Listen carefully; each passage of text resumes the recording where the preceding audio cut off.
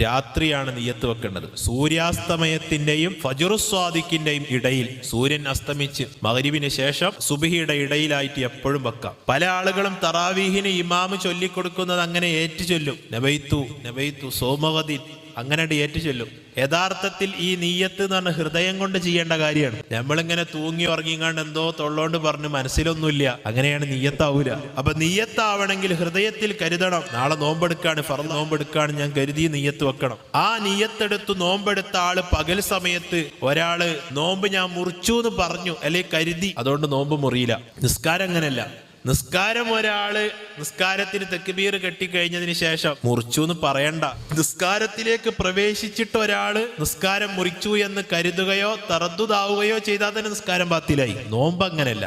നോമ്പ് പകൽ സമയത്ത് ഒരാൾ മുറിച്ചു എന്ന് 1000 വട്ടം എന്ന് പറഞ്ഞാലും നോമ്പ് മുറിയില്ല. അതെന്തെങ്കിലും തിന്നണം, നോമ്പ് മുറിയണ കാര്യം ഉണ്ടാവണം. പക്ഷെ നോമ്പിന്റെ നീയത്ത് ഒരാൾ രാത്രി മുറിച്ചു. തറാവീ നിസ്കാരം കഴിഞ്ഞപ്പോ നീയത്തൊക്കെ വെച്ച് വീട്ടിൽ പോയപ്പോ നല്ല പനിയൊക്കെ ഉണ്ടായിരുന്നു. രാത്രി ഒരു മണിക്ക് എണീറ്റപ്പോ നല്ല പനി, ശക്തമായ പനി. അപ്പൊ ഭാര്യനോട് പറഞ്ഞില്ല, ഇമ്മാനോട് പറഞ്ഞു, ഞാൻ നാളെ നോമ്പ് വിൽക്കണില്ല, ഇന്ന അത്താഴത്തിന് വിളിക്കണ്ട, പനി ഉണ്ടല്ലോ.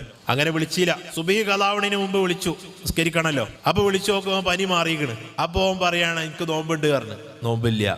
കാരണം രാത്രി നീയത്ത് ക്യാൻസലാക്കിയാൽ അത് ക്യാൻസലായി പരിഗണിക്കും. അപ്പൊ ഇനി ഫജ്റിന്റെ മുമ്പ് ആ നീയത്തിനെ പുതുക്കണം, എന്നാലാണ് അവനക്ക് നോമ്പുള്ളൂ.